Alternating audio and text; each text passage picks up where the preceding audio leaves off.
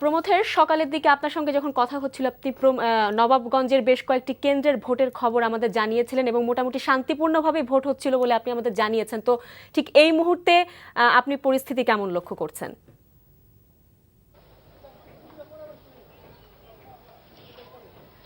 শাওন, এই মুহূর্তেও পরিস্থিতি সর্বশেষ যেটি পরিস্থিতি, আমি এইখানে আপনার সাথে কথা বলার কিছুক্ষণ আগে পর্যন্ত আমি আরেকটি কেন্দ্র থেকে এসেছি, আরেকটি ইউনিয়ন পরিষদের। সেখানেও আমরা যেটি দেখেছি সর্বশেষ পর্যন্ত, যে এখন পর্যন্ত গোটা নবাবগঞ্জের যে তথ্য রয়েছে আমাদের কাছে, এখন পর্যন্ত শান্তিপূর্ণভাবেই ভোট গ্রহণ চলছে। তবে একটি লক্ষণীয় বিষয়, আমরা যেই কয়েকটি ইউনিয়ন পরিষদে গিয়েছি ভোট কেন্দ্রগুলোতে, লক্ষণীয় বিষয়টি হচ্ছে যে নারী ভোটার উপস্থিতিটা সবচাইতে বেশি আমাদের চোখে পড়েছে, যেখানে পুরুষ ভোটার সংখ্যা তুলনামূলক বেশি নবাবগঞ্জে, কিন্তু তারপরেও ভোটদানের ক্ষেত্রে নারীদেরকেই আমরা সংখ্যায় বেশি দেখছি।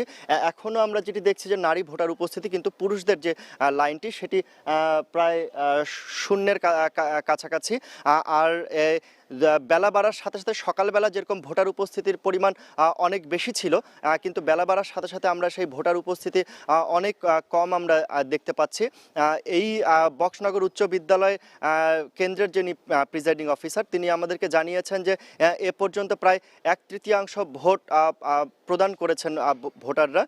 এখন তারা আশা করছেন যে যেহেতু 4টা পর্যন্ত ভোটদান চলবে, মধ্যাহ্ন ভোজনের একটি সময়, সে কারণে এরপরে 4টার আগ দিয়ে আবার তারা ভোটার উপস্থিতি আরও হবে। এবং আমরা গোটা নবাবগঞ্জ যেটি দেখেছি যে বিজিবি র্যাবের ব্যাপক টহল দেখেছি, মোবাইল কোর্টের আমরা টহল দেখেছি, তবে তারা এখন পর্যন্ত কাউকে কোনো জরিমানা বা কোনো মামলা দিয়েছে বলে এখন পর্যন্ত আমাদের কাছে কোনো তথ্য নেই। শাওন।